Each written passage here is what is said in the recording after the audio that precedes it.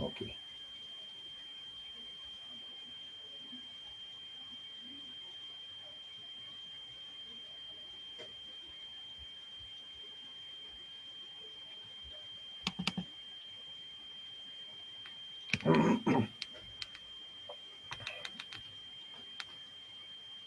Bueno, para ir un poco refrescando, habíamos señalado que el desarrollo sostenible es un concepto amplio que presenta tres dimensiones: una dimensión social, una dimensión ambiental y una dimensión económica, con un nexo articulador que sería una dimensión política. ¿Sí? También decimos que,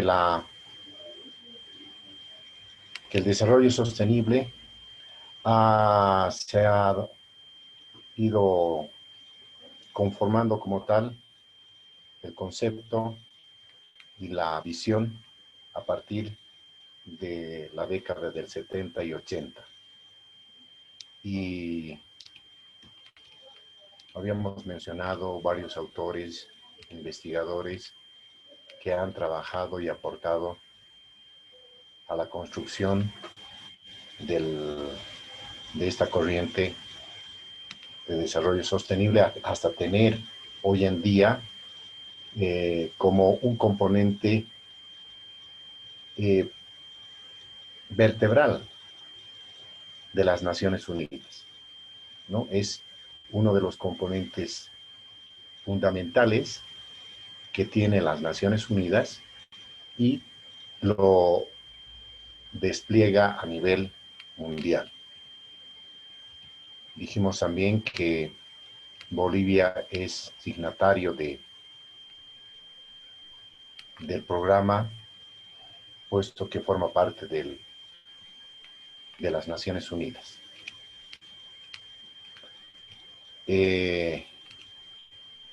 Aquí hemos quedado con algunas apreciaciones de Enrique Lev acerca de lo que significa la ambivalencia del discurso entre la Doctor, buenas ecología noches. No está y la... compartiendo pantalla de la presentación. Estamos compartiendo. ¿Lo están viendo, sí? No, no, doctor. No. No.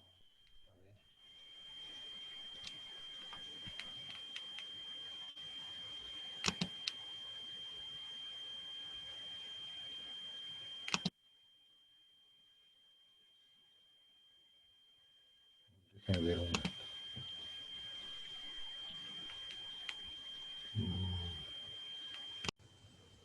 No, Shelby no está. Ni aquí.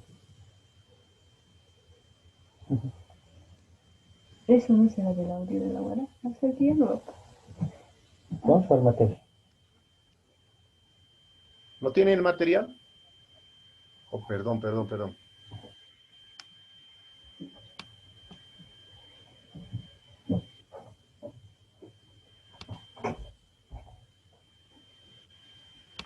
Ok.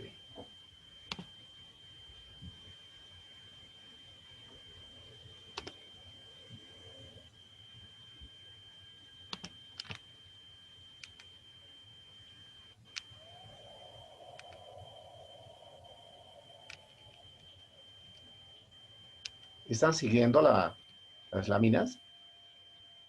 Sí, doctor. ¿Sí? Sí, sí, doctor. Ya, de acuerdo. Deme un momento.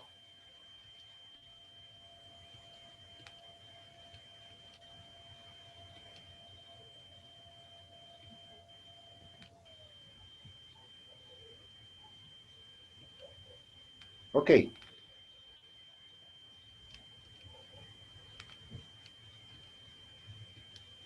Crecimiento y desarrollo. Habíamos mencionado en algún momento que el crecimiento no es de ninguna forma o no representa o no es equivalente a desarrollo, ¿sí? Crecimiento tiene su propia interpretación propia connotación y desarrollo lo propio. ¿Sí? Crecimiento está referido principalmente a indicadores de crecimiento económico. El PIB es uno de ellos. Por lo que aquí señala que una economía basada en crecer por crecer, ¿no?, en el aumento estadístico de los indicadores que miden ingresos y consumo, no garantiza justicia y equidad social, ni calidad de vida, ni calidad ambiental. ¿Qué significa esto? Que un país puede tener un crecimiento elevado, un alto crecimiento, pero no significa que tenga un alto o elevado desarrollo. ¿Sí? En una familia puede generar, qué sé yo, negocios y generar riqueza, ¿no? Todos los días. Pero pongámonos a pensar si eso significa desarrollo de la familia, ¿no? Bienestar. Porque uno de los indicadores que miden el desarrollo es el bienestar social, ¿sí? La calidad de vida. A ver. Entonces, entre los objetivos de desarrollo del milenio, esto vamos a ver la siguiente semana. Solamente es un poquito porque está aquí la lámina. Indica como uno de los principales la erradicación de la pobreza y el hambre, ¿no? El desarrollo del milenio, obviamente, ¿no? Ya pasó. Ahora estamos en los indicadores y objetivos al 2030, ¿no? Pero se mantiene como uno de los primeros objetivos la erradicación de la pobreza y el hambre. La enseñanza primaria, la igualdad de género, la mortalidad infantil, la salud materna, combatir el VIH-Sida, garantizar la sostenibilidad del medio ambiente y fomentar una asociación mundial para el desarrollo. Estos objetivos reflejan el desarrollo que los países deberían seguir. No son objetivos de crecimiento, no son objetivos de desarrollo, para que queden claros. Entonces, crecimiento se refleja a través del PIB, a través de los ingresos per cápita, ¿sí? A través de las bolsas de valores, a través de lo monetario, en contraposición de lo que es el desarrollo, estos componentes. Esta parte voy a pasar porque lo vamos a... ¿sí? Entonces, los problemas que enfrentamos, ¿no?, son varios a nivel planetario, ¿no? Por ejemplo, esas emisiones de dióxido de carbono, ¿no?, que van no solamente a deteriorar el medio ambiente, sino disminuyen, ¿no?, el desarrollo que pueda tener un determinado país, una determinada región, ¿sí? Va en contracorriente de lo que sería un desarrollo sustentable. Aquí, por ejemplo, en esta lámina, señala lo siguiente. En el 2008, el último año para el que se dispone datos, la emisión mundial de CO2 siguió aumentando hasta llegar a 30.1 miles de millones de toneladas métricas. ¿Se dan cuenta? ¿No? Más de 30.000 millones de toneladas métricas. Lo que significa 1% más que el año previo.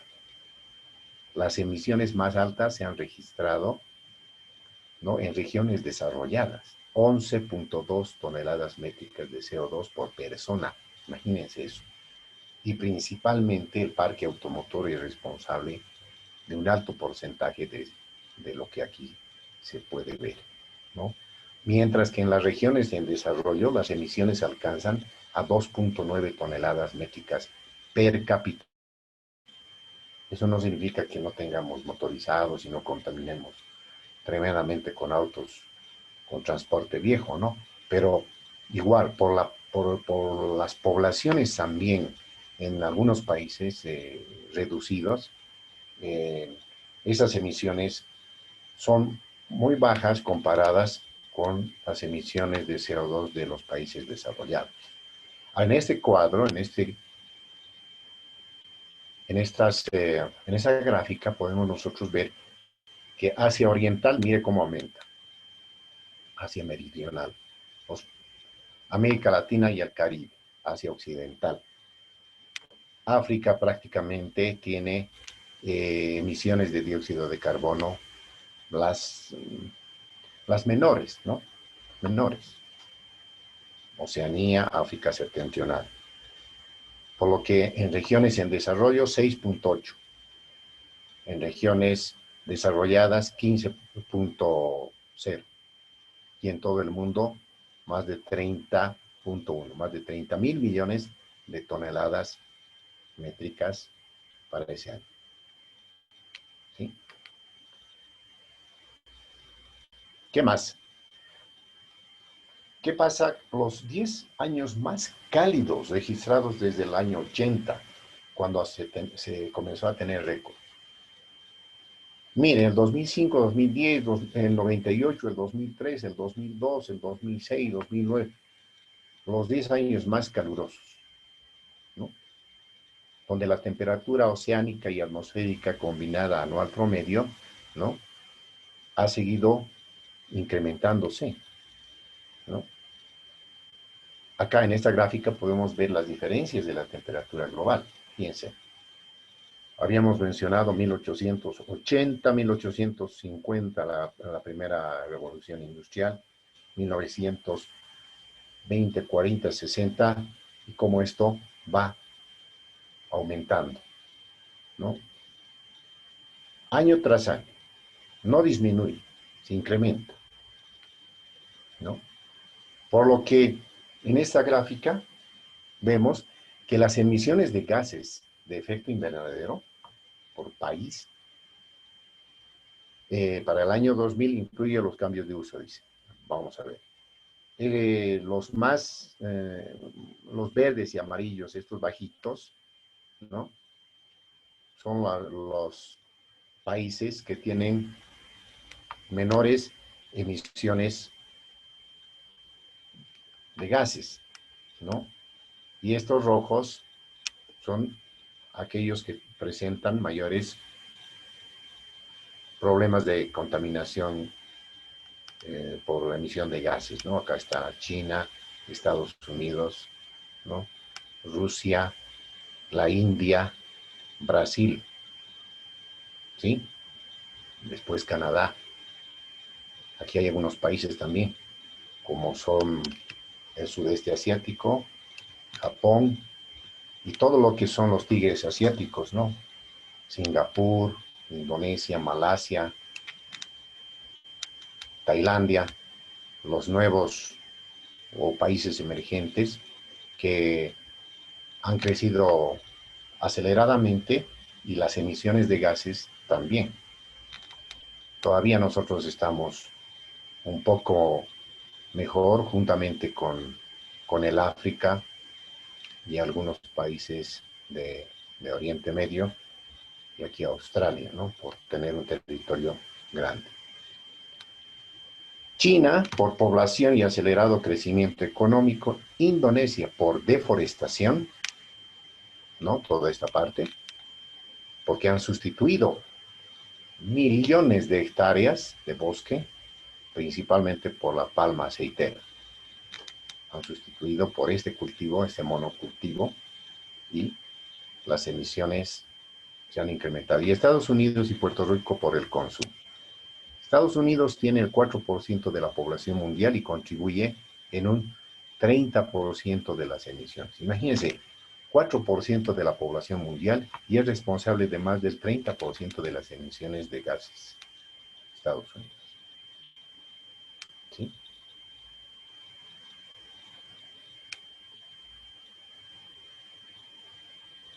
¿Qué podemos ver en esta lámina? Mapa interactivo, aumento de la huella urbana. ¿No? La huella urbana se refiere a la señal, sí, a la huella o a la seña que dejan esa presión de poblaciones en diferentes partes del mundo, ¿no? Entonces acá podemos ver, ¿no?, las regiones densamente pobladas. Lo mismo Estados Unidos, aquí China, India, algunos, aquí está España, aquí está, bueno, España, Francia, Inglaterra, Brasil o Argentina, con poblaciones, miren, esto representa una población de más de 5 millones de habitantes, donde la población mundial es más urbana que rural, y hace 50 años y más, hace 100 años, esto era al revés, ¿no? Es decir, la población rural era mayoritaria comparado con la población urbana. ¿Qué podemos? Se espera que la población urbana llegue a 4.000 millones entre el 2015 y el 2020, ¿sí? A la vez que China se urbanizará en un 50%, la mayor parte del aumento se registrará en África y Asia, ¿no? La población urbana de África aumentará a un porcentaje todavía más rápido y la de Asia aumentará en volumen, ¿sí? Es decir que hoy en día somos más de 7.000 millones de habitantes en el planeta y casi el 2.000 millones de habitantes está concentrada en China, ¿no? Y el resto le sigue la India, Brasil, México, ¿no? Y esto es bien alarmante. Fíjense esta lámina. A ver, el 2010. Para el 2010, con ese acelerado crecimiento que se ha tenido, esa huella ecológica que se ha dejado más bien en el planeta, ya necesitaríamos un cuarto más de planeta, o una mitad más del planeta Tierra para alcanzar nuestra sostenibilidad. Y si vamos creciendo al ritmo que hemos ido creciendo en estos últimos 50 años, ¿no? Para el 2050 necesitaríamos 2 planetas y cuarto para mitigar o para satisfacer, ¿sí?, nuestras necesidades de las poblaciones mundiales, ¿no? Y acá indica que la huella ecológica es una medida de cuánta tierra y agua biológicamente productiva un individuo, una población o una actividad económica necesita para producir todos los recursos que consume y para absorber todos los desechos que genera, utilizando la tecnología y las prácticas de manejo de recursos existentes. ¿Sí? Alarmante, ¿no? Entonces, deberíamos disminuir, ¿no? Bueno, voy a interrumpir un poco porque hay aquí unos caballeros que están solicitando admisión, por favor. Les pido y les voy a recomendar a todos que seamos puntuales. Porque mire, tengo que salir ahora de esa presentación porque no tengo una pestaña que me pueda ayudar para poder habilitar al resto.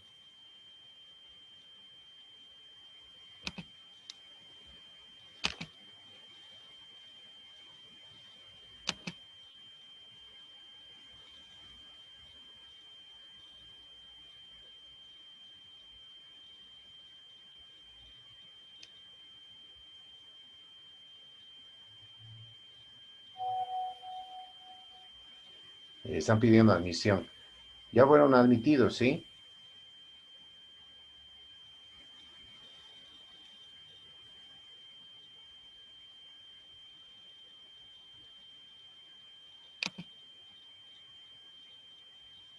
Hola, hola, ¿sí? ¿Se me pueden responder? Los que estaban solicitando admisión. Hola. Fueron admitidos, ¿sí?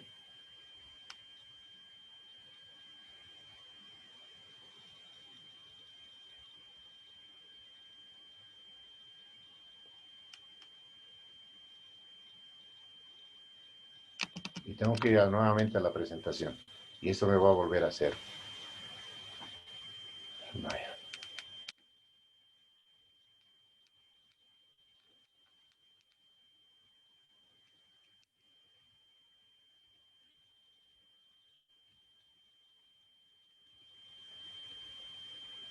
Por lo tanto, la situación mundial en cuanto se refiere a la contaminación del medio ambiente es muy preocupante. Si seguimos al ritmo acelerado de degradación de los ecosistemas, de la contaminación atmosférica, contaminación de suelos y contaminación hídrica, las implicaciones futuras serán muy graves, ¿no? Como veíamos en esa presentación. No abastecerán ni siquiera 2 planetas para alcanzar la sostenibilidad. La huella ecológica es muy grande, ¿sí? Y los principales países responsables son los países desarrollados, los países industrializados, ¿no? Y en términos generales es pues Estados Unidos y China, seguido de la Unión Europea y Japón, y el sudeste asiático ahora, ¿no? Le siguen Brasil, México y algunos otros países de nuestro continente también. Esta situación es bastante delicada, ¿no? Y preocupante, y nos debería llamar a la reflexión. Por ejemplo, la huella ecológica en Estados Unidos. ¿Qué habíamos dicho que es la huella ecológica? La huella ecológica es una medida de cuánta tierra y agua biológicamente productiva un individuo, una población o una actividad económica necesita para producir todos los recursos que consume y para absorber todos los desechos que genera, utilizando la tecnología y las prácticas de manejo de recursos existentes. Ese es el concepto de huella ecológica. En términos sencillos, ¿no? Es cuánta tierra, cuánta agua necesitaría una población para satisfacer todas sus demandas, sus necesidades, y así también absorber sus desechos, porque no olvidemos que no solamente es generación de contaminación, sino los desechos. ¿Y dónde van a parar los desechos? Se está pensando inclusive sacar a otro planeta, ¿no? Hay prospecciones en Marte, principalmente investigaciones muy serias en los últimos años, justamente por esta situación, ¿no? Muchos nos preguntaremos por qué. Porque miren, a este ritmo vamos a necesitar 2 planetas y cuarto, ¿sí? Y eso es grave.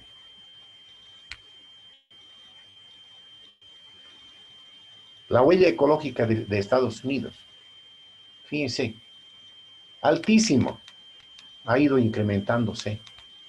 Y la capacidad, o la biocapacidad, esa capacidad que tienen los ecosistemas para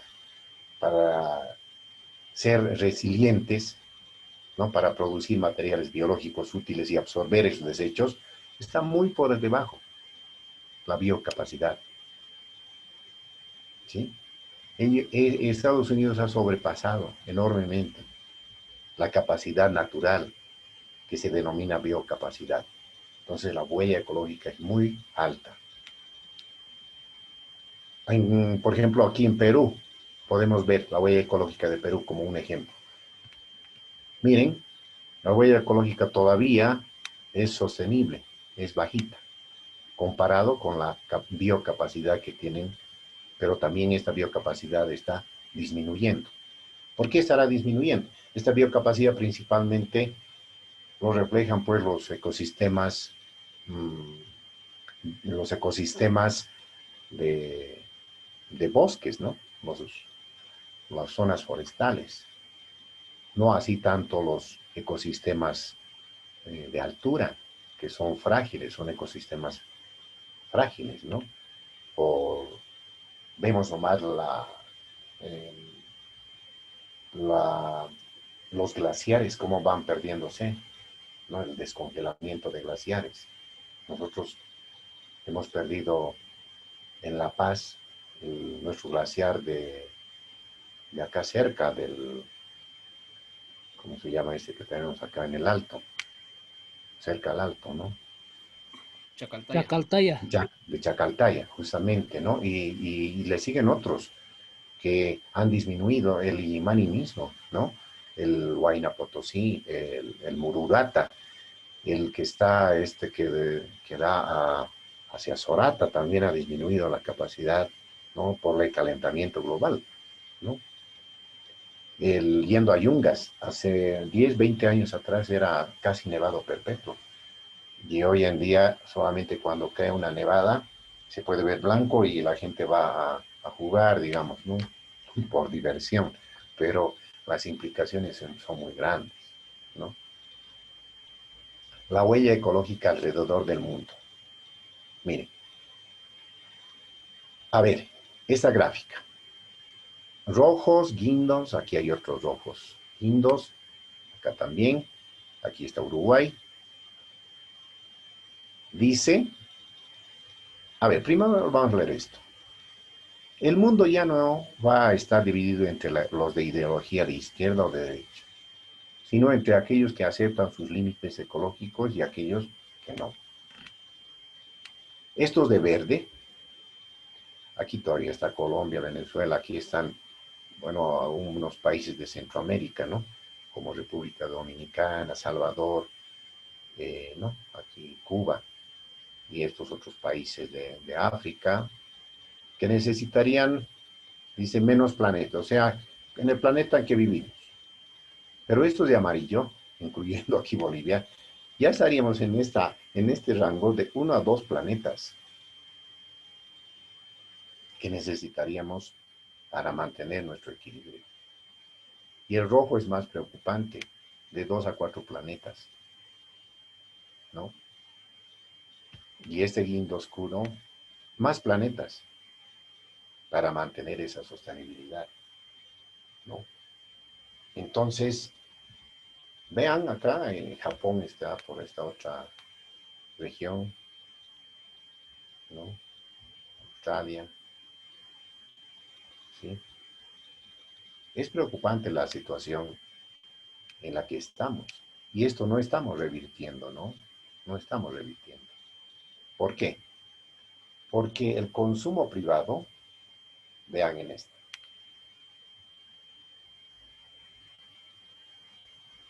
el 60% de la población media consume el 21.9%. ¿Ya? El 20% de la población más pobre consume el 1.5%.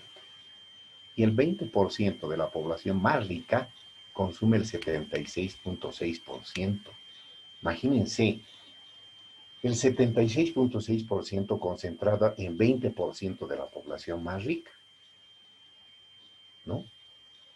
Y la más pobre consume 1.5%. ¿Cómo puede entenderse que estos consuman 76.6, casi 77, y este es otro 20% más pobre, 1.5%? ¿Sí? Y esta es la población media. Pues estos países centrales, estos países desarrollados, entre comillas, son los que consumen recursos y generan desechos como nadie en el planeta. ¿Sí? Imagínense que este 20% más de la población pobre consuma, llegue a equipararse, a compararse con esta población más rica. No solamente necesitaríamos 4 o 5 planetas, ¿no? Esa también es una de las razones que justifica las intervenciones de los países ricos hacia los países pobres, para que estos mantengan su condición, no puedan consumir y desarrollarse a ese ritmo como el que ellos tienen. ¿Sí? Está dentro de sus políticas de Estado y de región, como por ejemplo la Unión Europea, ¿no? Llegar a consumir es pues totalmente insostenible, ¿no? La fuente de esto no es alguien que lo ha graficado, sino es el Banco Mundial, el año 2008. Y hoy en día esto se mantiene. Esto es como una copa de champán, ¿no? La parte de arriba, ¿no? Es el consumo, esa riqueza. Y de la copa, ese canutito, esa base que se tiene para agarrar, eso es la distribución de todos los demás países, ¿no? Y en esa medida nosotros generamos también emisiones. Y lo grande, la riqueza está acumulada en estos países. Y en unos cuantos países. Y en unas cuantas familias. ¿No? Bien, vamos a seguir.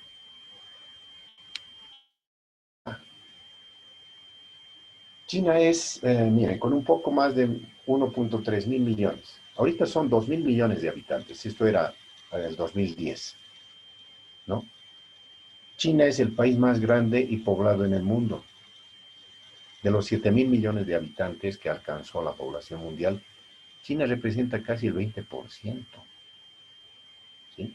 Es decir, de 5 planetas, de 5 personas que viven en el planeta, por lo menos uno vive en China, ¿no? En las últimas 2 décadas, China registró un crecimiento económico medio de 9.5% y el año pasado alcanzó a 12% de crecimiento económico, lo que representa una de las transformaciones económicas más sostenidas y rápidas en los últimos 50 años. ¿Sí?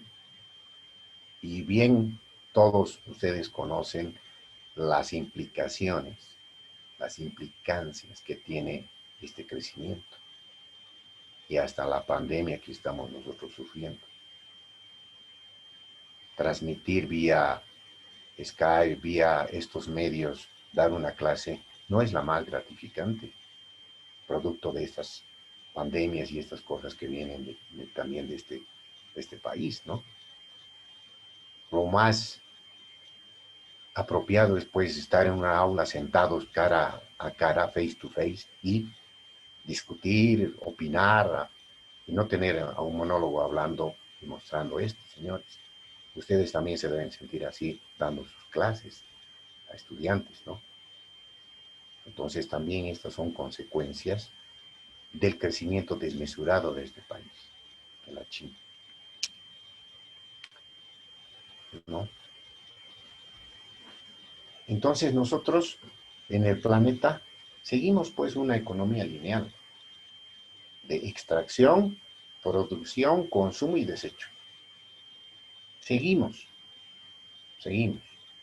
en todo el mundo, ¿sí?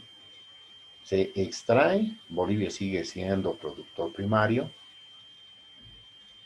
se produce, se consume y se desecha. Eso es lo que se llega a denominar la economía lineal. ¿Y cómo deberíamos cambiar para que sea sostenible? Porque este modelo de economía lineal es totalmente insostenible. Deberíamos cambiar a una economía circular, ¿no? Donde se pueda reciclar, ustedes bien saben, ¿no? Una economía circular donde se reduce al máximo posible la extracción, la producción, el consumo, nada se desecha, se recicla, se reusa, etc. Pero ni en nuestras propias casas practicamos esto, ¿sí? Lo cual es motivo de preocupación, ¿no? No es generar, extraer, ya no tenemos riqueza natural, prácticamente hemos perdido, y no está cuantificado cuánto el país ha perdido en recursos mineros, en recursos forestales, en recursos hidrocarburíferos, ¿sí? No, no tenemos cuantificaciones. ¿A qué gaceta, a qué fuente nos vamos a remitir si alguien quiere hacer una tesis en estas temáticas para saber cuánto de biodiversidad, por ejemplo, hemos perdido en Bolivia, ¿no? Bueno, cuantificación de bosques quizás año tras año podamos tener, pero el valor así intrínseco de lo que representa, ¿no? Estos recursos no hay, no se tiene, ¿sí? Bueno, entonces el principio de la ecología pues nos dice reducir, reutilizar y reciclar. Varios autores y movimientos progresistas, ecologistas, incentivan o tratan de incentivar a reducir este consumo, pero pocos lo escuchamos, pocos lo practicamos, ¿no? Y peor, en los países desarrollados, altamente consumistas, este modelo de, este modelo económico circular pasa inadvertido, a excepción de ciertos pequeños grupos ecologistas, como les digo, y movimientos en defensa de nuestro medio ambiente, ¿no? Bien. De crecimiento, un nuevo paradigma, dice. Entonces, se surge un nuevo pensamiento de crecimiento. Es posible tener, de crecer y mantener o inclusive incrementar el desarrollo. ¿Qué opinan? A ver, si nosotros reducimos las horas laborales, en una familia me refiero, de que la gente se pone a trabajar las 8 horas en una institución pública, me estoy poniendo un ejemplo, o en un colegio, medio tiempo en un privado, medio tiempo en un público, en la noche alguien está dando clases en alguna institución o está pasando una maestría o un doctorado, 10 de la noche o 11 está llegando a su casa exhausto. Para, de paso, con lo poco, con la poca batería energética que tiene la persona, le alcanza para saludar y lavarse los dientes y dormirse, ¿no? Pero los recursos económicos que está generando pueden ser muy, muy, muy grandes, ¿no? ¿Sí? Pero el desarrollo de esa familia o de esa persona no va pues de la mano de ese su crecimiento económico. ¿Por qué? Porque la persona necesita distracción, necesita ocio, necesita paseos al aire libre, practicar deporte, tener tiempo que le va a dar esa calidad de vida, ¿sí? Entonces, si el señor o la señora trabajara no las 8 horas y más lo cargado que tiene, sino 5 o 6, 5, y el resto del tiempo lo empleara en, no sé, gimnasio, paseos, bicicleta, paseos con perro, visita a familiares, etcétera, etcétera, o a un cine, a un teatro, o a un área verde, donde sea, esa, ese nivel de bienestar, de calidad de vida, se reflejaría en el desarrollo mismo de la familia. Y este ejemplo que les estoy poniendo se refleja a nivel de país, a nivel de regiones. Es por esta razón que muchos de los países en el mundo han tratado de reducir la jornada laboral, ¿no? En varios países de la Unión Europea se trabaja 7 horas, ¿no? Para tener el resto de la jornada dedicada a otras actividades personales, ¿sí? Se incentiva también dentro de las mismas instituciones de trabajo el descanso. Después se promueve salidas, diferentes actividades que la misma empresa van generando, porque los niveles de estrés han sido altísimos, principalmente, no han sido, sino continúan. Japón, los países nórdicos tienen los índices más altos de suicidio, ¿no? Por estrés, principalmente Japón, ¿no? En ese sentido, tendríamos que repensar si el modelo en el que estamos siguiendo es el apropiado. De hecho, yo les puedo decir que no, no es el apropiado, ¿sí? A ver, leamos un poquito acá lo que dice esta lámina. Dice: el decrecimiento es una nueva línea de pensamiento político, económico y social que se inicia, que tiene como data los años 70, ¿no? Donde la crisis económica está reviviendo este movimiento.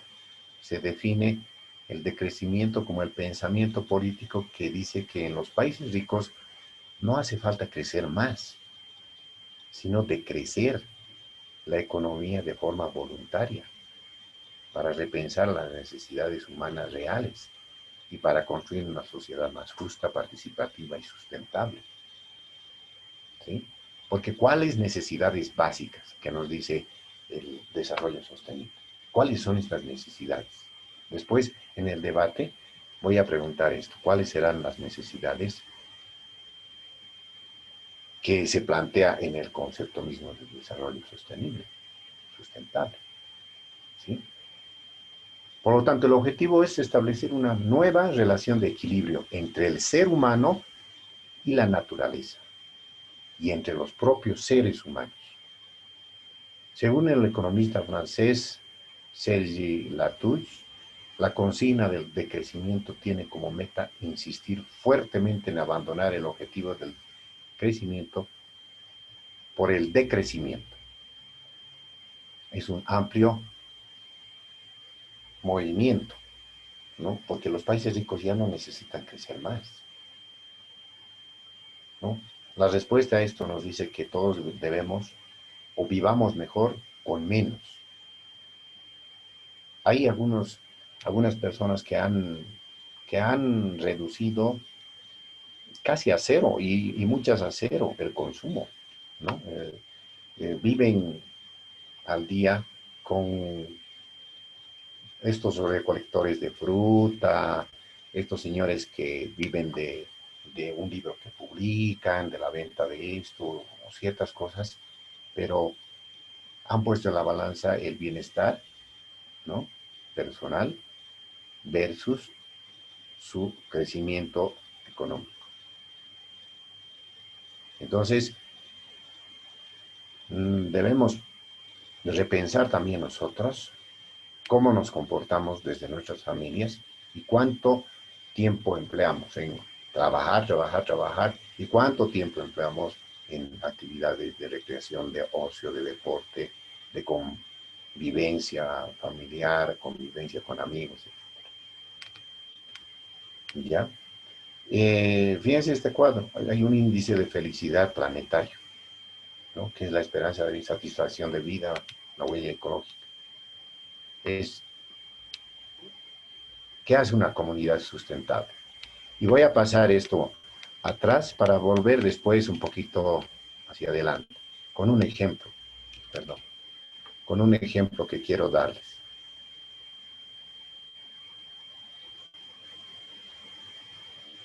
¿Ya? Estoy pasando rápidamente estas láminas. A ver, si es esto. Si es esto.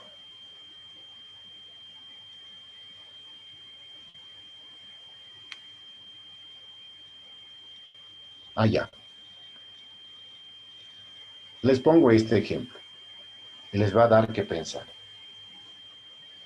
Un ambientalista y economista que fue candidato presidencial en la década del 90 daba el ejemplo de una organización no gubernamental europea que había calculado que si una comunidad indígena productora de cierto producto natural aumentaba su producción en un 50 o 150%, podía aumentar su calidad de vida sustancialmente.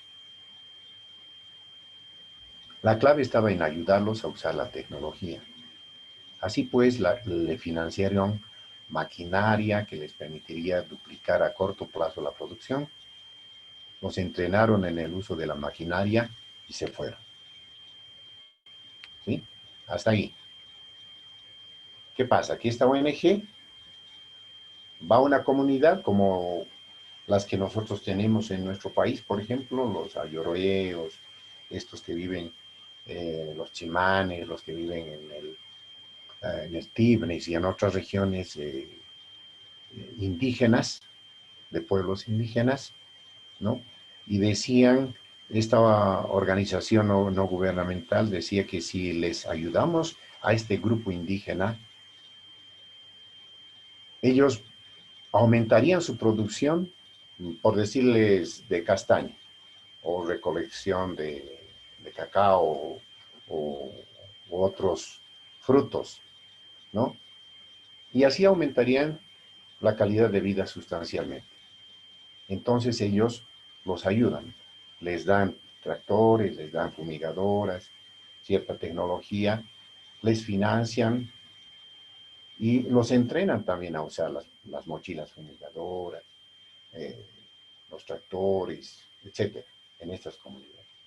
Con el pensamiento de que ellos, con estas nuevas facilidades, van a incrementar su producción en más de un 150% y así aumentarían su calidad de vida sustancialmente.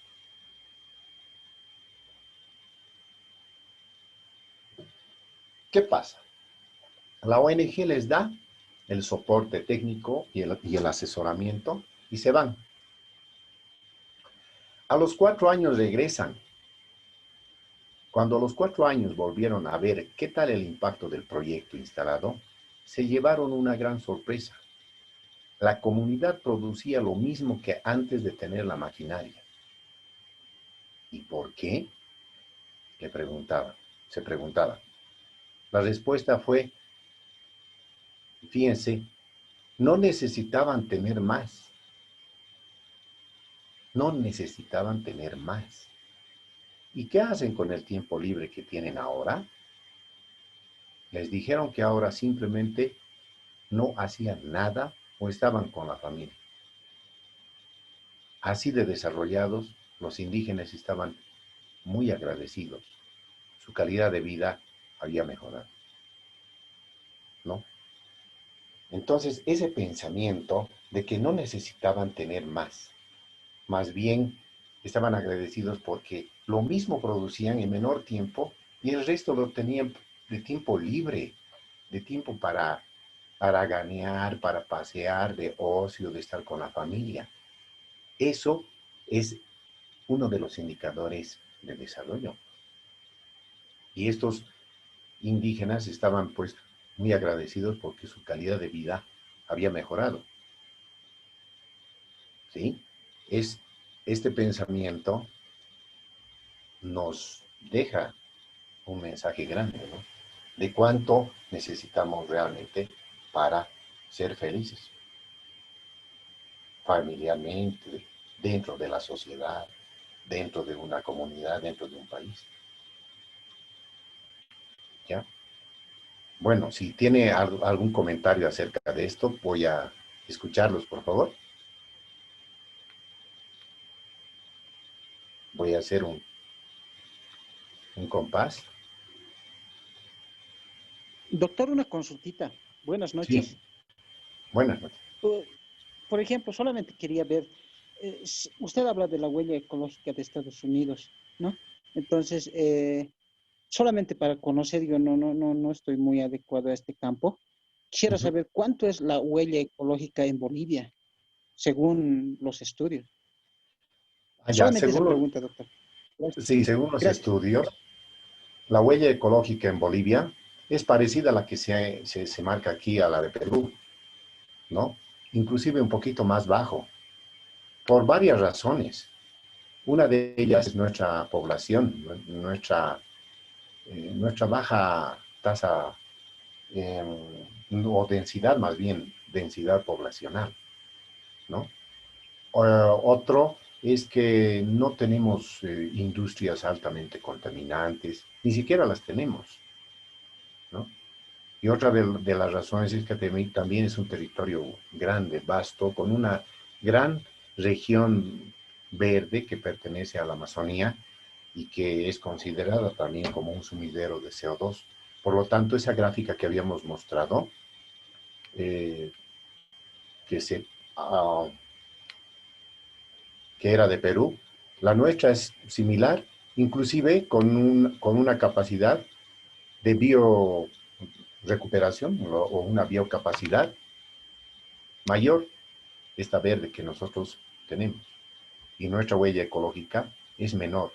Eso no significa que no tengamos una huella ecológica. Sí, se han ido incrementando, como ustedes bien saben, los incendios forestales. Eso incide, ¿no? Eso alza así un pico dentro de esta huella ecológica. No solamente eso, sino el talar extensiones enormes de bosques para plantar monocultivos, eso también. O sea, nuestra huella ecológica principalmente está en eso, en la deforestación, ¿no? La primera causa. La segunda causa es el, la producción de desechos sólidos, líquidos, ¿no? Urbanos principalmente, que no tienen ningún tipo de tratamiento. Ahí están los problemas de Caracara, de nuestros botaderos, de Alpacoma, y en todo el país. Entonces, esos van marcando. Es como usted pone en un barro, digamos, una huella de su zapato, cuanto más profunda, ¿no? Está más marcado el piso, ¿no? Es decir, es más difícil como recuperarlo, nivelarlo, si se quiere, un ejemplo así. Y esta biocapacidad es eso, recuperar. ¿Está respondido, licenciado? Muchas gracias, doctor. No, por nada. Muchas gracias por la respuesta. Doctor, buenas noches. Sí, buenas noches. Le habla Miguel Cusi. Adelante. Tengo algunos puntos que he podido observar durante la presentación. Son datos muy interesantes, muy importantes. En lo que decía el compañero, algo que me llama la atención, si la huella ecológica de Bolivia es tan baja, ¿por qué está clasificado como si tuviéramos que necesitar uno o dos planetas para vivir, incluido Bolivia, dijeron? Entonces, da mucho que pensar ese estudio. Por otro lado, hay un estudio que se realizó, tuve la suerte de estar el año 2015 en la presentación de un libro de la doctora Lieke Andersen, La dinámica del cambio climático en Bolivia, del INESAT, Fundación INESAT, Sí, en sí, la cual lo ella conozco. indica que en Bolivia la tasa de fertilidad o el aumento demográfico no va a aumentar, sino al contrario, va a disminuir. Esto se debe a que hay una concienciación de las señoras en que ya no quieren tener 1 o 10 hijos, perdón, de 10, 11 hijos. Más bien ahora solo quieren tener 1 o 2 hijos a lo mucho. Entonces, es un fenómeno que está ocurriendo a nivel mundial, especialmente en Europa, y por eso están requiriendo personas jóvenes para ir a repoblar y mantener la población en algunos países. Eso fue Sí. lo que dijo la doctora Lick. Por otro lado, es una observación. La otra observación es cuando dijo que de las etnias que llevaron ayuda por las ONGs, es lo mismo que sucede aquí en Bolivia. Yo tengo 25 años ya de servicio profesional, de trabajar en el área rural. Ahora estoy más abocado al ámbito académico, en la cual se ha podido percibir que se ha llevado mucha ayuda, especialmente a este lado del norte Potosí. Llegado al norte Potosí, sí, hemos llevado ayuda y nuestra ayuda resultaba ser muy pequeña con relación a la ayuda que otras ONGs llevaban. Y resulta que en el territorio más pobre de Bolivia es justamente el norte Potosí. Y me lleva a pensar, como en el altiplano boliviano, que en donde se trabajó bastante con las ONGs, y me lleva a pensar justamente a lo que llegó en la conclusión. ¿Por qué no podemos desarrollar con los agricultores en el altiplano boliviano? ¿Por qué no generan economía? ¿Por qué no mejoran su producción? ¿Por qué no aumentan su producción? Yo también llegué a esa conclusión hace unos 3 o 4 años, cuando hicimos un análisis. Dije, ¿para qué le estamos dando maquinaria, equipos, si ellos son felices con lo que tienen? Exacto. Entonces, va relacionado con lo que usted dijo, el índice de felicidad que tienen. Sí. Y me parece muy interesante el punto que ha tocado usted. Eso tendríamos que hacer un libro y tal vez sería un hermoso tema de tesis, de doctorado, para aquellos que trabajan con antropología, ¿no? Sí. Por otro lado, eh, estas ayudas de las ONGs también nos han vuelto un poco paternalistas. Muchos de los agricultores están acostumbrados a extender la mano y cuando va alguna una comisión, alguna ONG o alguna institución, lo primero que es extender la mano y decir qué nos van a dar. Y lamentablemente se han acostumbrado a nuestros agricultores y si no vamos o si vamos a dar un taller, por ejemplo, y no les damos un refrigerio, se molestan ya. Entonces, esta situación hay que tratarlo con pinzas y tal vez enfocarlo desde otro punto de vista. Muchas gracias, doctor. A usted las gracias. ¿Quién es usted? Disculpe. Miguel Ángel Cusi. Ah, Cusi. Sí, sí, lo tengo. Muy bien. A ver, pasemos un poco a preguntas y a opiniones que tengan los participantes, por favor. Así vamos a estar con tiempo. ¿Qué opiniones tienen acerca de lo que estamos nosotros hablando? ¿Mm?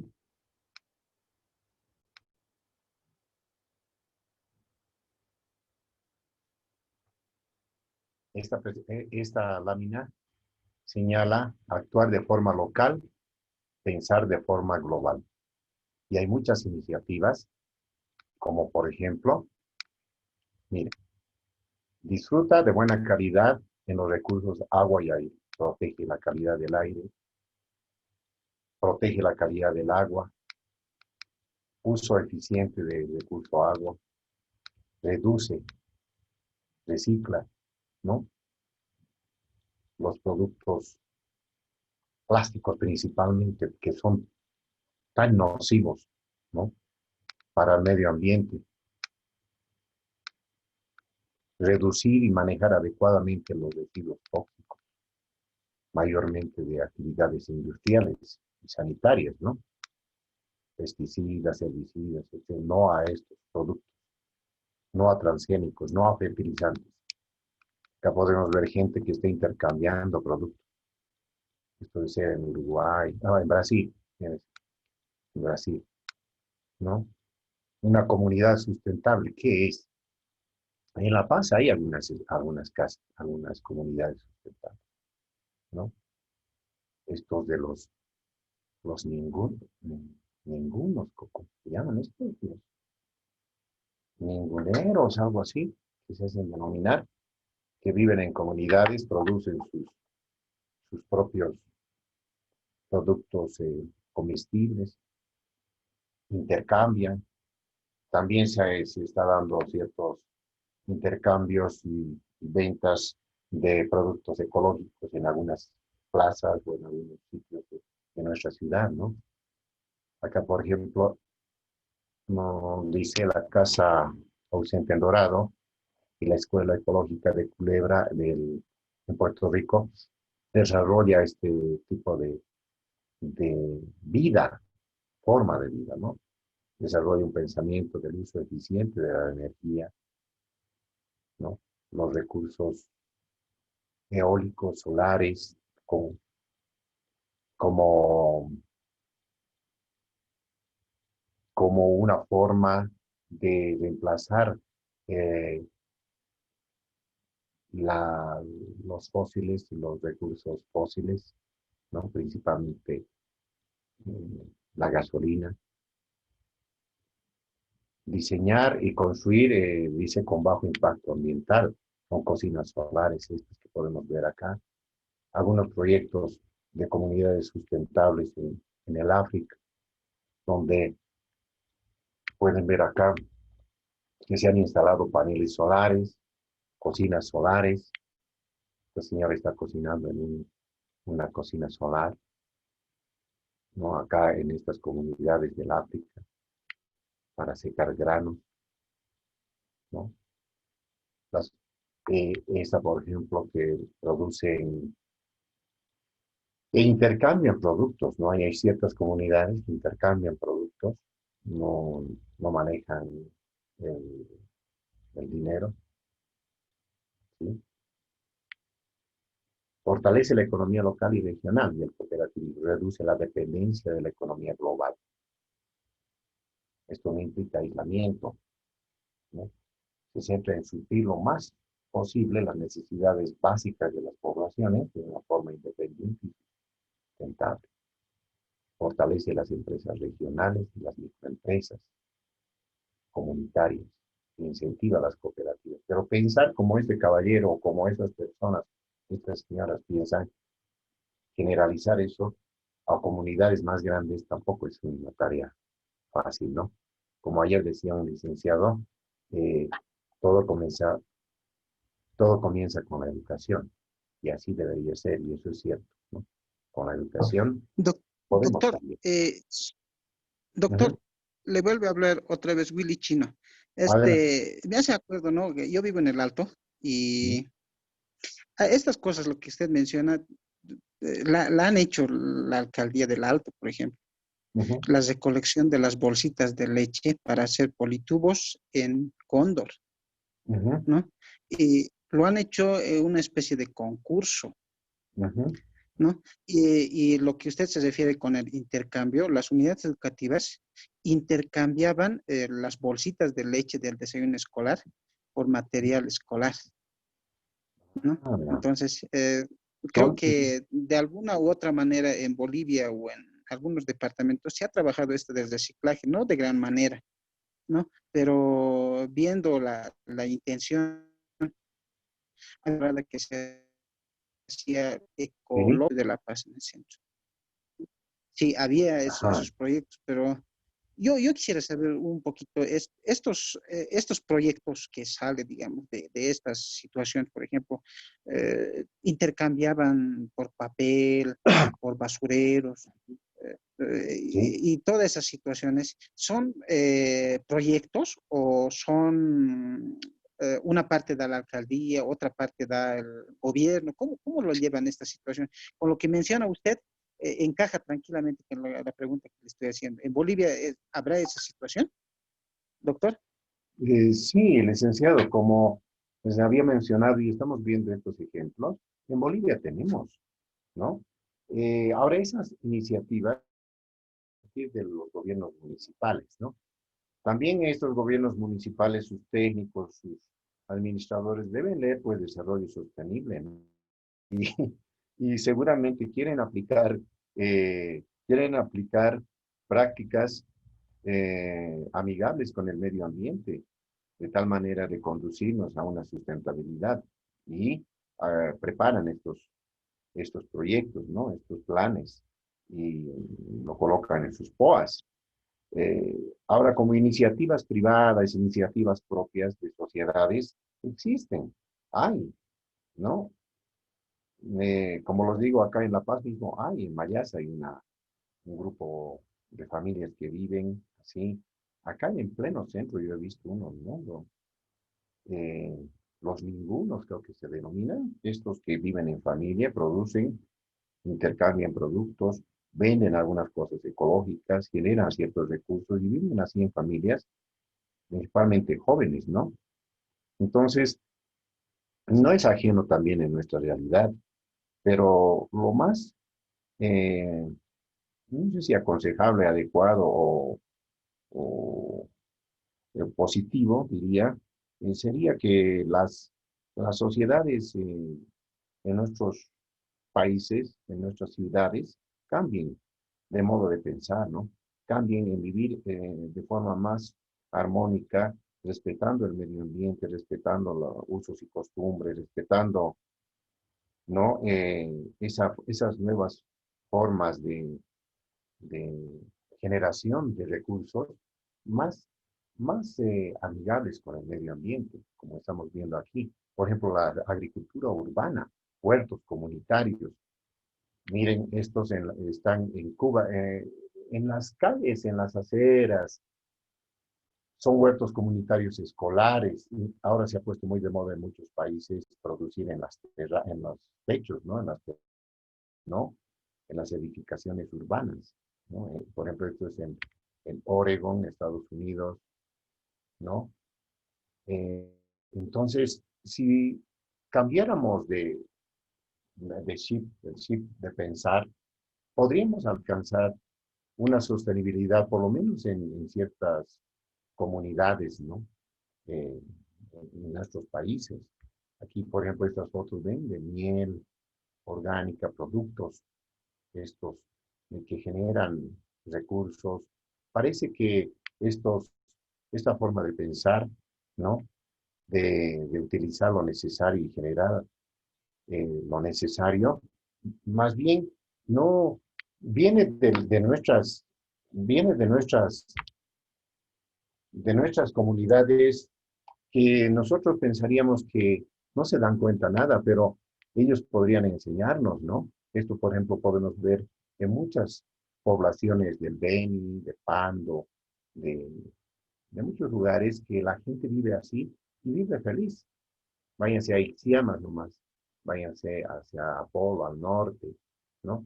¿Por qué están sentados tomando sol? ¿O por qué después de las 4 o 5 nadie trabaja y está en la plaza o dando vueltas con bicicletas o motos y quieran hacerles cambiar su forma de vida? Va a ser diferente, va a ser muy difícil. Ellos tienen esa forma de vida, esa forma, ese pensamiento. Para nosotros, llegar a ver que están sentados a partir de las 3, 4 o 5 de la tarde es un tanto chocante porque usted está dando clases o está trabajando en una oficina o en su empresa o en el comercio a esas horas, ¿no? Mientras ellos están en sus hamacas, etcétera.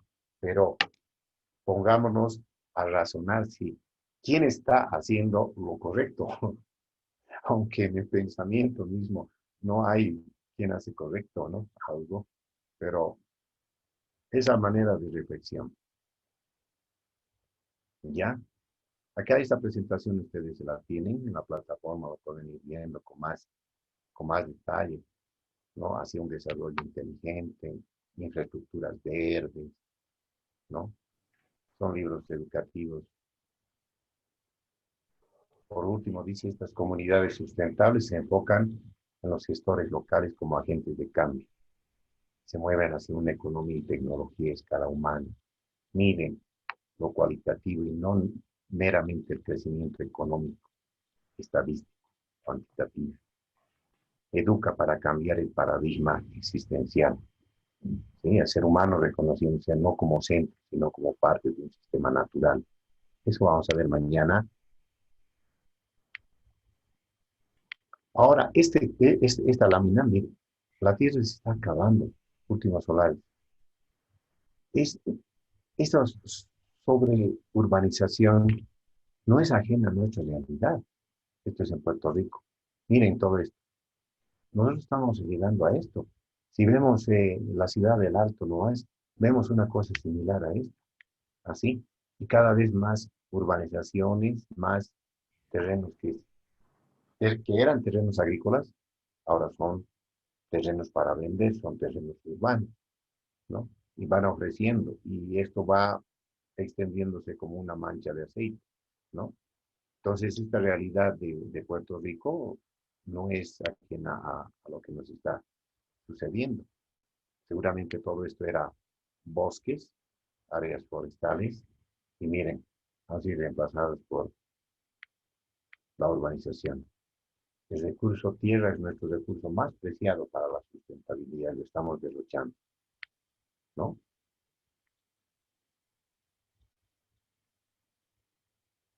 Fíjense, este crecimiento, ¿no? Copiamos ese modelo norteamericano de desparramamiento suburbano, ¿no? Donde se construye la casa y necesariamente tienes que poseer un vehículo y transportarte, ¿no? El auto privado para moverlo, ¿sí? Bueno, en algunos países tienen ciclovías, ¿no? Porque nosotros todavía estamos pensando en eso. Sistema de carreteras en Puerto Rico, fíjense, imagínense esta red tremenda en una isla tan pequeña, ¿no? La imagen nocturna del satélite de Centroamérica y el Caribe, ¿sí? Donde la densidad poblacional 450 habitantes por kilómetro cuadrado, una barbaridad, ¿no? Entonces, otros retos importantes para la sustentabilidad de este país. Dependemos del 99% de combustibles fósiles. Generamos desperdicios. 5,5% de desperdicios sólidos, de basura, ¿no? Estados Unidos 4,5%, Europa 2,2% y Latinoamérica 1,7%. Somos el tercer lugar en el mundo con más densidad de vehículos en el mundo. Ese es el ejemplo de Puerto Rico, ¿no? Pese a tener una ley, pero es una ley muerta, una ley ambiental, ¿no?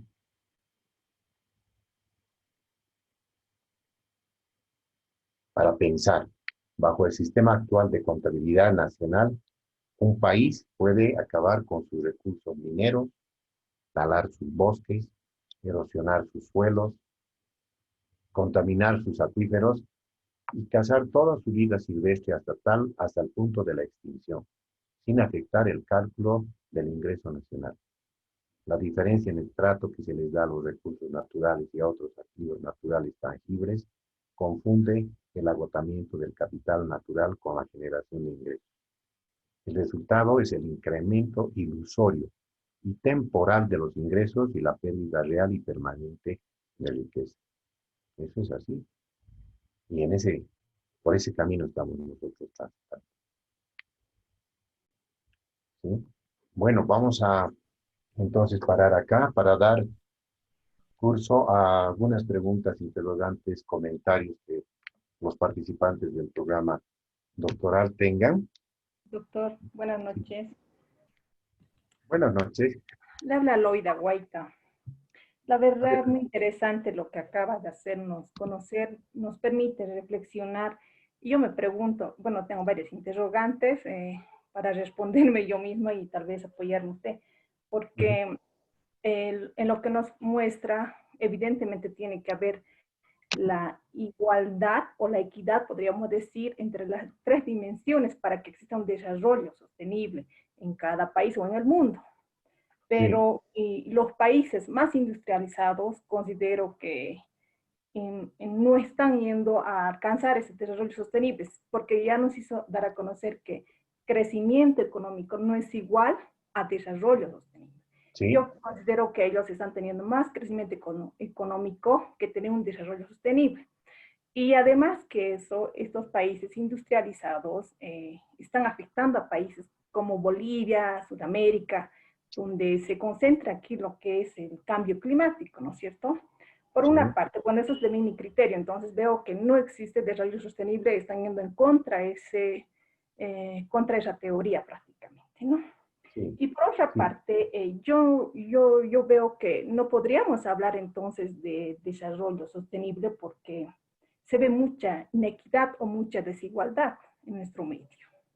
Por otra parte, una pregunta que tengo para usted, bueno, no sé, ¿cuál es de usted su criterio, su opinión con respecto a los contaminantes climáticos de vida corta? ¿Cómo afectan a nuestro medio, bueno, aquí en Bolivia y en Latinoamérica? Porque ya empezamos, como usted dice, si bien existe una huella corta, pero sin embargo, también existen algunos estudios que denotan que, que en Bolivia ya empezamos a producir o sea, emisiones nocivas que van en contra del medio ambiente. Eso, doctor. Gracias. Bien, licenciada Guaita. A ver, preguntarle qué cosas nosotros hemos comenzado a producir que Bueno, pueden ser nocivas. prácticamente, ¿no es cierto? Por ejemplo, ahora con respecto al carbón o el hollín, que netamente estamos empezando esto desde la gestión pasada, hay muchos chaqueos. Sí. Entonces, eso influye bastante, ¿no es cierto?, con respecto a nuestra conservación del medio ambiente. Entonces, nos dicen, ¿no?, que Bolivia es uno de los países, bueno, lo que yo sé, no sé si estoy equivocada porque no soy del área, pero nos dice que en Bolivia estamos empezando a generar bastante carbono, ¿no? Entonces, no sé si esto es lo correcto. Entonces, ¿qué será? O sea, ¿cómo se entiende a estos contaminantes de vida corta? Porque eso es lo que hablan, que existe contaminantes de vida corta que estarían empezando a producirse en nuestro medio. Ya. Bueno, el modelo que sigue Bolivia no es el más adecuado para una sostenibilidad nacional, ¿no? Si bien hemos entrado con la producción, por ejemplo, del biodiesel, los biocombustibles, ¿sí? A partir de, bueno, ya son 2, 3 años que estamos con esto, pero las implicaciones ambientales para la producción de biodiesel son muy grandes, ¿no? Puesto que se necesita talar más bosques y plantar más caña, principalmente viene de la caña de azúcar, viene también de otras especies que se puedan transformar esa materia verde y obtener diésel, alcoholes, ¿no? Entonces, el impacto ambiental por la gran deforestación es muy grande, por un lado. Después hemos entrado también a la producción de fertilizantes químicos, ¿no? No olvidemos que tenemos una planta en el lóbulo de urea, ¿no?, que es un fertilizante químico, y también las implicaciones ambientales son grandes. Otro ejemplo podemos dar como la azucarera de San Buenaventura, que está emplazada cerca al Parque Maribi, donde las aptitudes del suelo y las condiciones climatológicas para la producción de caña no son las más adecuadas. Por una decisión política se ha establecido la fábrica de azúcar en San Buenaventura, en una zona que es una zona de amortiguamiento del Parque Nacional Maribi, y no debería estar ahí establecido. Tampoco tiene condiciones de suelo ni de clima para producir caña. Entonces, hay muchos ejemplos que van en contracorriente del desarrollo sustentable. Una cosa está escrita en la ley de la madre tierra, está escrita en la ley 373 ambiental, en el reglamento de áreas protegidas, etc. Y otra cosa es lo que la realidad nos muestra en el país, ¿no? Estos chaqueos y estos grandes incendios del año pasado, de este año, no es que ha venido un rayo y ha incendiado, ¿no? Sino es parte de las políticas públicas también y que la gente ignorante le prende fuego y para recuperar tierras y después sembrar algún cultivo o expropiarse de tierras, ¿no? Bueno, algún comentario. ¿Quién más va a participar? Doctor, buenas noches. ¿Quién es? Semido Goizueta, buenas noches. ¿Cómo está, licenciado Goizueta? Me parece que también, bueno, dentro de los problemas que tenemos, hay un factor bien crucial que se debería trabajar, es el factor cultural, ¿no? Porque lastimosamente estamos acostumbrados en ciertas regiones, por ejemplo, tal vez a recibir nada más la ayuda, como usted mencionó, y es verdad, yo también lo he visto en muchos lugares, ¿no? A veces con cierta ayuda, cierta comodidad, las personas están felices. Y eso es también una mala tendencia. Si más bien como proyecto se analizaría la forma de hacerles ser más conscientes y motivarles respecto a lo que son necesidades básicas y también lo que sería tal vez el progreso, el aplicar tecnologías y una mejor forma de vida, se podría ayudar bastante. Pero muchas veces incluso las mismas ONGs llegan con ya un objetivo, ¿no? Ayudar en algún campo específico que tal vez no sea lo que realmente necesitan estos lugares. Ahora también en el tema de la educación, comparto lo que comentó el compañero el día de ayer, ¿no? Muchas veces simplemente uno está orientado a tal vez cumplir su materia y listo.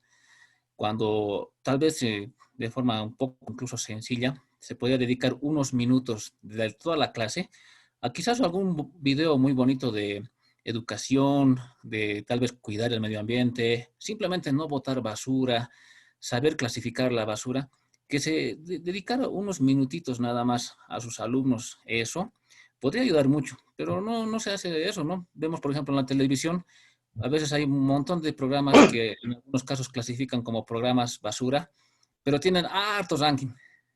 Y en ningún momento ahí te dicen, por ejemplo, que puedes cuidar tu medio ambiente, que puedes hacer algo. Entonces, en parte yo pienso de tal vez nosotros mismos, que a mí me pasó una experiencia muy triste cuando, bueno, varias veces estuve por Brasil, también en Argentina, donde estábamos haciendo un paseo y una de nuestras paisanas, ¿no? Viendo que yo estaba con la ventana abierta, me dice, bótamelo esto. Y era toda su bolsa con helado, con cáscaras, ¿no? Y digo, ¿cómo vamos a botarlo aquí? Pero es que es parte de la cultura, ¿no? Y un compañero me dice que una vez tuvo un problema en una población y para arreglarlo les llevó una caja de cerveza, o creo que dos. Y me dice, después me he dado cuenta que era demasiado, bastaba que les lleve una caja y ellos estaban felices. Entonces, estamos mal orientados. Y lo que da mucha pena es que hay obviamente ciertos grupos élites que a ellos les conviene esto, ¿no? Mientras les des en las poblaciones, a los niños les des lo que les convenga, a los pobladores les des, ellos no van a reclamar, van a estar felices, te van a apoyar. Entonces les conviene que estén así y mejor dales más lo que quieran, que no reclamen por otras cosas, que no se formen, que no se eduquen y que no cuiden del medio ambiente, ¿no? Entonces, pienso que se debería comenzar a atacar partiendo de nosotros mismos, tal vez los que son profesores, docentes, quizás ya comenzar a motivar el tema de cuidar el medio ambiente y también esa cultura de tal vez compartir, no necesitan crear, hay muchos videos en YouTube, ¿no? De cuidados de medio ambiente, de educación breves, quizás compartir eso y enseñar que esas cosas valiosas, que son poquitas, comenzar a compartir a otros, tal vez en la familia, en los amigos, y así se va a ir esparciendo de a poco. Gracias. Bueno, gracias, licenciado. A ver, ¿quién más? Alice, doctor, disculpe, ¿puedo participar? Claro, licenciada Julia Cuaricona, ¿no? Sí. Adelante. Doctor, a mí me parece muy interesante el tema que está abordando, más que todo el tema de lo que es el reciclaje. A mí me parece muy importante este tema porque tenemos que aprender a cuidar el medio ambiente. Y en este aspecto yo veo el caso de las bolsitas de nylon, ¿no? que todas las personas utilizan para todo, ¿no? Se ha vuelto una necesidad bien grande, ¿no? El uso Sí. de las bolsas de lo usamos para todo. Compramos un pan, todos los días vamos a comprar pan y nos pedimos una bolsita, no utilizamos como antes, ¿no? Antes yo me acuerdo que llevábamos una bolsita de tela y nos comprábamos el pan y todos los días lo teníamos colgado, descolgábamos en la mañana o en la tarde y utilizamos la misma bolsita. Pero ahora no, ahora vamos a la tienda así y ahí nos dan la bolsa. ¿Y cuánta contaminación generamos si todos los días vamos a comprar nuestro pan y traemos las bolsitas? ¿Qué hacemos con ellas? Y vamos al mercado, hacemos lo mismo. Para cada producto compramos, especialmente las señoras, ¿no? Yo veo en los mercados, para cada producto hay una bolsita. Entonces llevamos a la casa y ¿qué hacemos con tantas bolsitas? Exacto. Y imagínense en una familia, y la otra, y la otra. Imagínense tanta cantidad de bolsitas de nylon. Entonces, es realmente una problemática muy grande el hecho de utilizar las bolsitas de nylon que se ha vuelto tan imprescindible para el cotidiano vivir, ¿no? De las personas. Y yo quisiera preguntarle, ¿no? ¿Qué podríamos hacer para solucionar este problema tan grande? El compañero decía concientizarnos. Yo personalmente trato de no utilizar las bolsitas de nylon, ¿no? En lo posible. Claro. Pero yo veo que las personas utilizan con mucha facilidad, no ven esa situación, no sé qué se podría hacer con respecto. Yo podía preguntarle, doctor, gracias. Ya, licenciado. Bueno, la preocupación suya es pues muy, muy grande, ¿no? Yo he estado viendo que en esta cuarentena, en esta tremenda pandemia que estamos atravesando, los delivery, que todos los conocemos, han incrementado la contaminación por residuos sólidos de una manera, pero exponencial. Todos traen en sus envases de plástico y en sus envases estos de plastoformo, con las bolsas y con todo lo que aquí la licenciada menciona, y después, o sea, sería interesante, y miren que se me ocurrió, ¿no? A mí, en cuantificar o hacer un estudio de este periodo, de este año, producto de la pandemia, cuánto se ha generado de plástico. Bolsas, plastoformos, esos envases que vienen a la comida y todo eso, ¿no? Sería importante, interesante saber cuánto a través de deliveries se ha incrementado el uso de estos productos tan nocivos para el medio ambiente. ¿O no les parece a ustedes? ¿Cuál es la opinión? Doctor, ¿puedo participar? Buenas Adelante. noches. Talía, ¿no? Talía Irigoyen. Ya, adelante, licenciado. Mire, yo parto de políticas públicas, pero que ejerzan mediante algún tipo de sanción. Y esto iría para las alcaldías, ¿no? Ajá. Las personas cuando se les toca el bolsillo, recién es en casa. Mientras tanto puedas concientizar, ¿no? ¿Qué pasa? A ver, les voy a dar un pequeño ejemplo. Sí. Cuando viene un extranjero a la ciudad de La Paz, ve por el centro, se horroriza de que como no respetan rojos, la gente cruza, pasa y eso, ¿no? ¿Y por qué? Porque, por decir en Norteamérica, yo tenía una amistad y se horrorizaba y venía y decía, pero se quedó un buen tiempo acá por trabajo que le enviaron acá y entonces él, al pasar el tiempo y veía eso, entonces iba comportando como las demás personas también. Entonces, el ser humano es alguien de comportamiento, que imita, pero allá pues uno se cruza. Yo me acuerdo que cuando viajamos con mi papi y allá se cruzó, pero no, se estacionó en un lugar donde no debería, nadie la multó, pero era porque era inmediato supuestamente, que era segundos. Y le llegó aquí, a la casa de mi papi, le llegó su multa. Sí. Y si su multa no la pagaba en ese tiempo, le ha llegado a costar más o menos su multa unos $1,000. Entonces, las personas aprendemos cuando nos tocan el bolsillo muchas veces. Ahora, si bien identificamos que las vendedoras, que es verdad que te pueden dar todas las bolsas, pero nosotros estamos ahí para educar, porque a ellos, explicándoles también de que ellos bajarían sus costos, porque a ellos les genera más costos comprar bolsas plásticas. Claro, ellos sí. si no comprarían, y aquí también tendría que partir de la alcaldía sacar una ley indicando que todos deberíamos llevar nuestras bolsas de las bolsas normales que hay, ecológicas, ¿no? Entonces ya la gente se va a acostumbrar también, pero mientras no parta, nosotros, cada persona sí vea mediante lo ecológico todo ello, pero si no lo realizamos a alguien que ejerza, que saquen políticas públicas o políticas regionales, departamentales, la alcaldía y todos ellos, y nos digan, así tienes que comportarte, si no va a ser esto y te vamos a sancionar con esto, yo creo que puede funcionar. Mientras tanto, de buenas, la gente no funciona o no entiende, pero cuando ya te tocan los bolsillos, la gente empieza a entender. Si le digo que un gringo norteamericano ha cambiado así por el entorno, entonces igual va a ser. Uno que se va allá tampoco va a hacer todo lo que hace aquí. Entonces se va a normar porque va a saber que va a tener que pagar mucho dinero y va a tener consecuencias, ¿no? Entonces yo pienso de que parte de ello. Claro que va a partir de todas las familias, de nuestra responsabilidad social, de mi persona como docente también, que lo hago, transmito. Eso es un punto, que lo vas a hacer, que lo haces, y lo haces en tu familia, enseñas a tu familia, a todos los que están viviendo contigo, por decir, o a tu entorno. Pero si no parte de alcaldías, prefecturas, en sí del país, yo lo veo un poco complicado, ¿no? Sin ir más lejos, en Argentina hacen ello. Si tú quieres bolsa de plástico, tienes que pagar. Claro. Dicen, ¿ate su bolsa?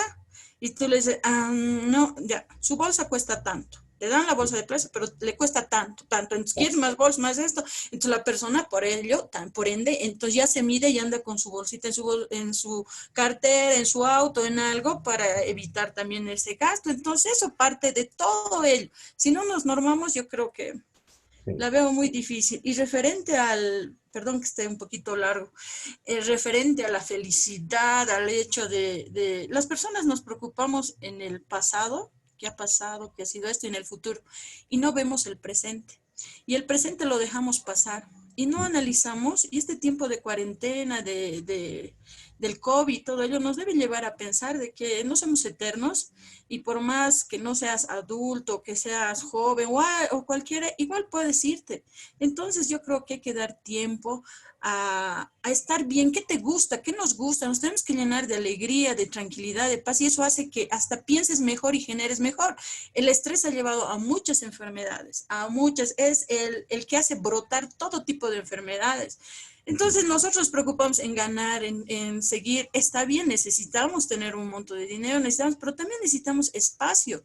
Necesitamos un espacio de ser familia, de ser esposa, esposo, amiga, mujer, hombre, lo que tú quieras, lo que te guste hacer. Las personas andan idiotas en la calle porque es el nervio, es la preocupación, es todo, y eso les va a llevar a enfermarnos. Entonces, ¿de qué vale que tú tengas dinero si al final no lo vas a gastar todo pagando para tu salud? Entonces yo creo que hay que hacer un punto de equilibrio en ello, ni muy extremo a ser ya esclavo, ni tampoco a no hacer nada, ¿no? Entonces dar tiempo a todo. Yo soy administradora de empresas y digo, si yo no administro mi tiempo, entonces no sirvo. Entonces, para no descuidar a nadie, ni uno mismo, ¿no? Gracias, doctor. Bueno, muchas Doctor, gracias. muy buenas noches. Adelante. Solicito hacer una consulta, por favor. Sí, adelante.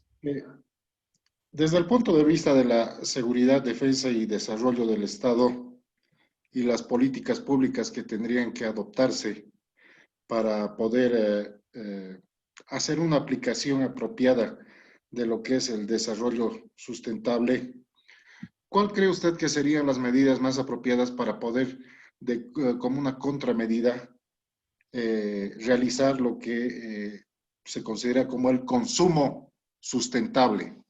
Gracias, doctor. Bueno,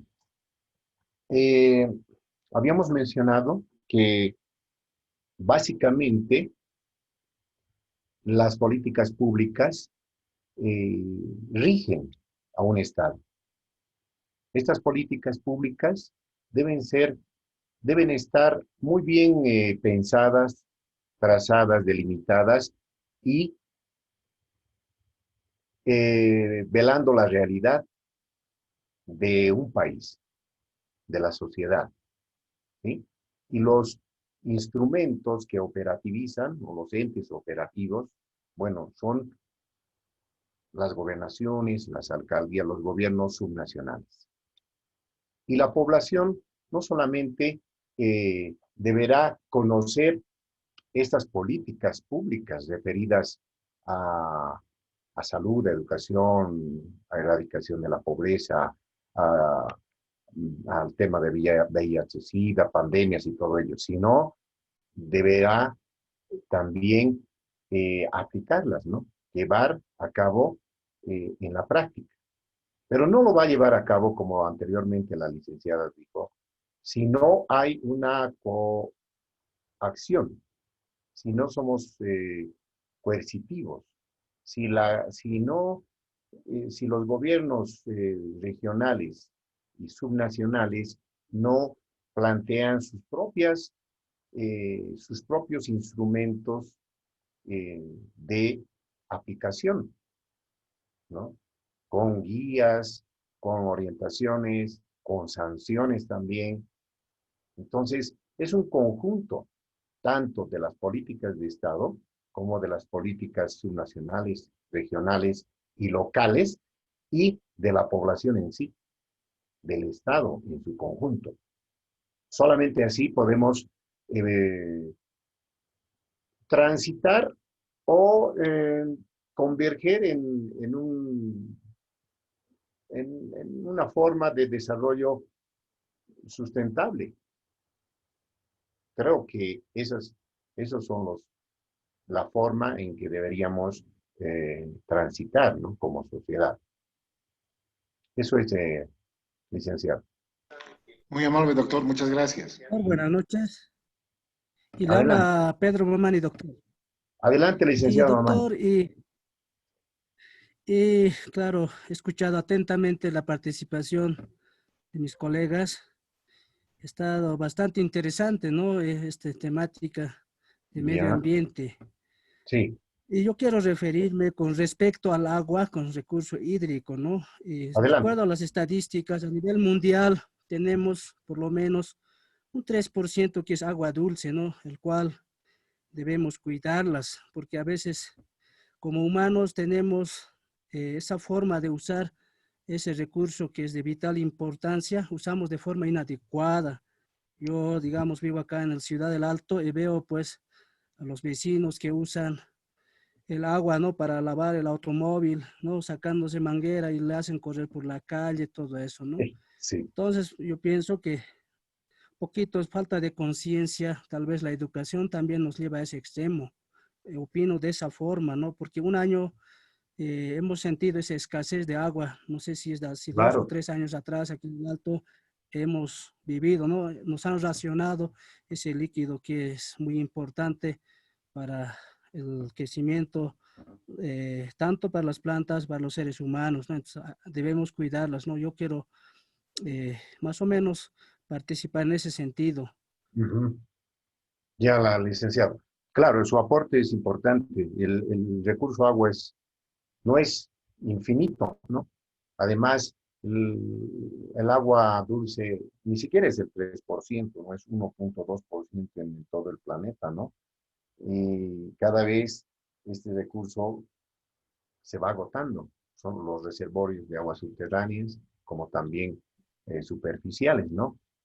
Porque el régimen pluviométrico está también cambiando, ha disminuido en el mundo. Los glaciares se están descongelando y muchos se han descongelado y no alimentan a los reservorios de agua, ¿no? Entonces, bien usted menciona la educación, ¿no? Educarnos.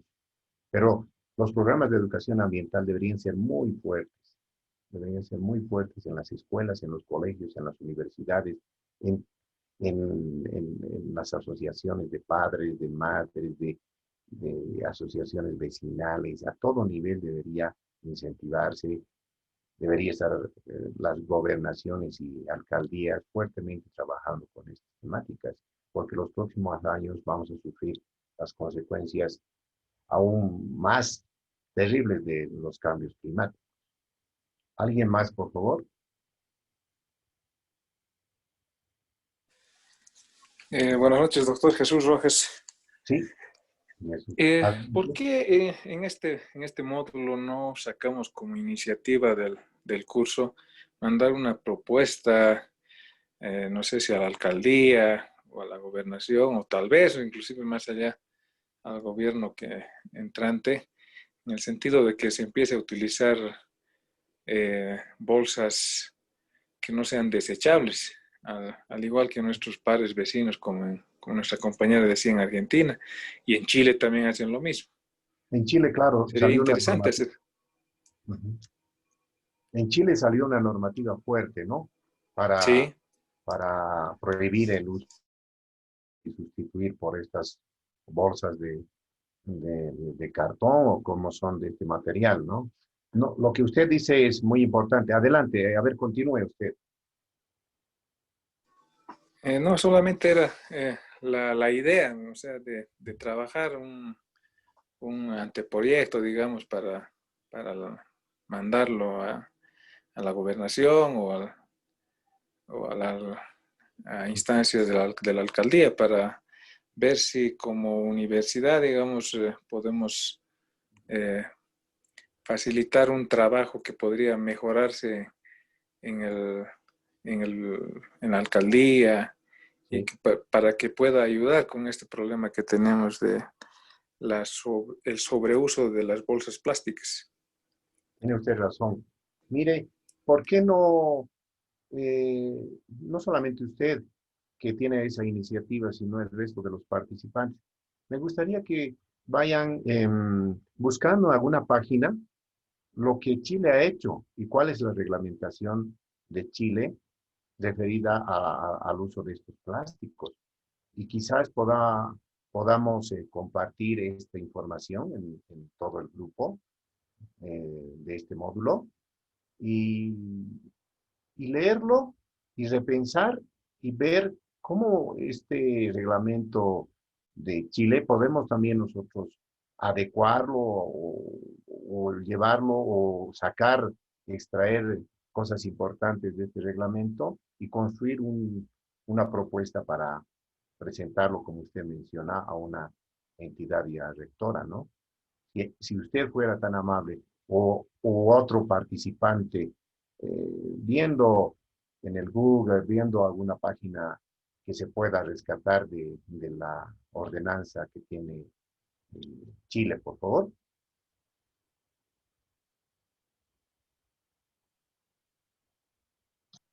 Doctor, buenas noches. Sí. Buenas noches, adelante. Buenas noches.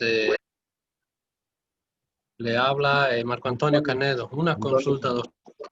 En relación a este tema del medio ambiente, quería consultarle si usted tiene referencia o tal vez algún otro compañero sobre las energías alternativas y renovables que se están promoviendo en el país, tomando en cuenta de que, bueno, ya son diferentes las iniciativas que se están dando, por ejemplo, en otros países, pero bueno, en Bolivia no tenga una propuesta así firme en relación al desarrollo de por lo menos alguna energía alternativa, ¿no? Gracias, doctor. Eso, por favor. Ya, licenciado Cantu. Sí, justamente vamos a tratar un poco al final de este módulo, un poquito sobre las energías alternativas, pero Bolivia sí tiene una política de energías alternativas, es más, ha creado un viceministerio, ¿no? de energías alternativas con lo que estaba pensando la construcción también de esta planta nuclear y todo ello, se ha hecho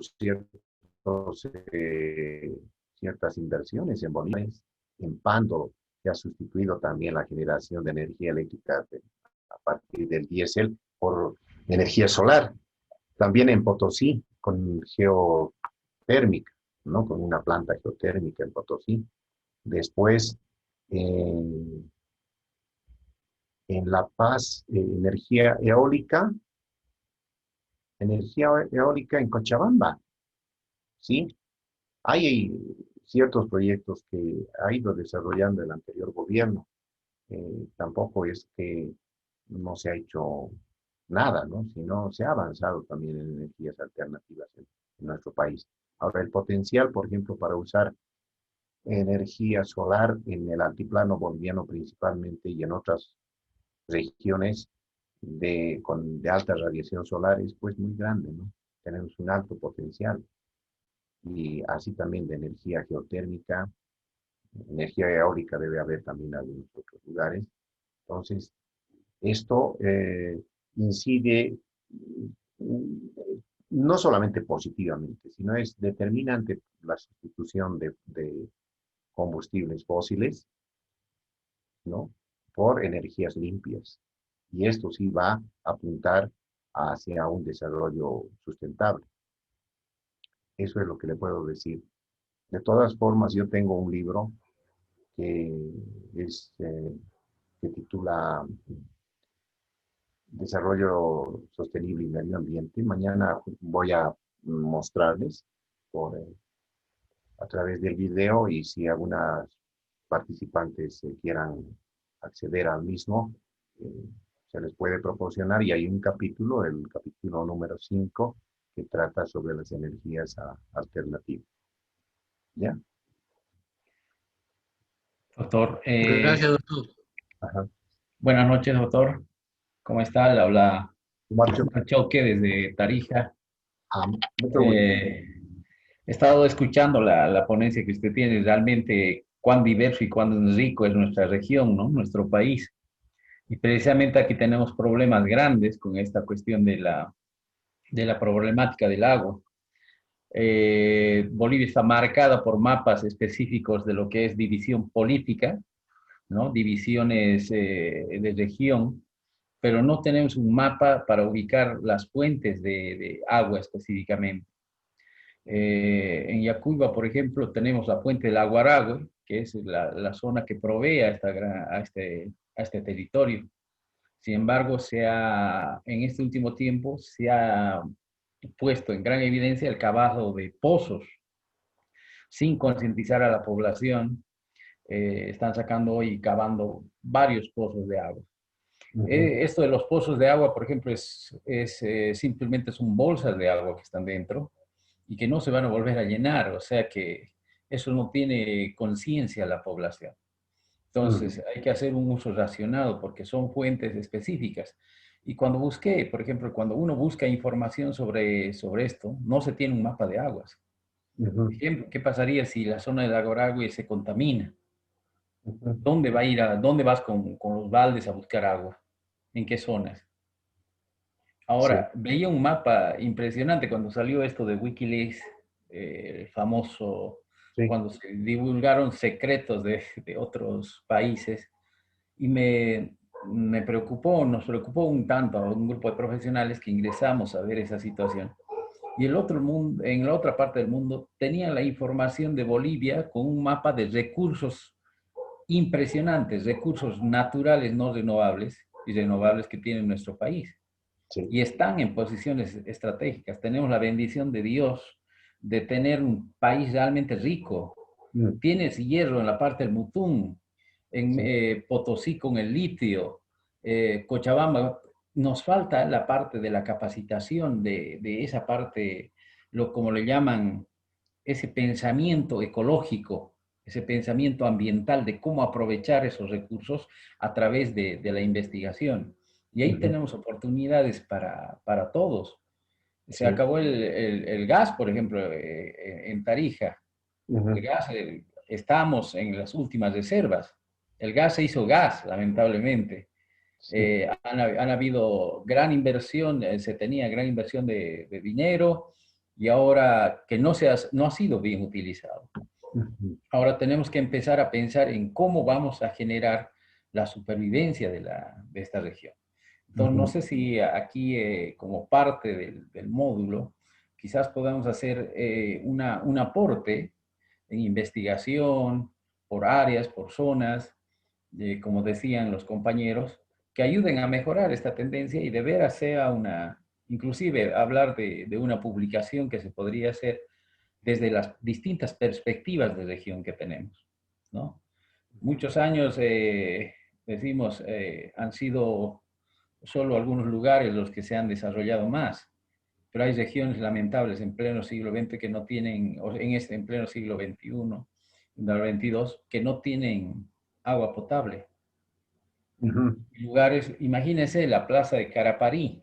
Caraparí ha sido el lugar por el Pozo de San Alberto, la billetera del país.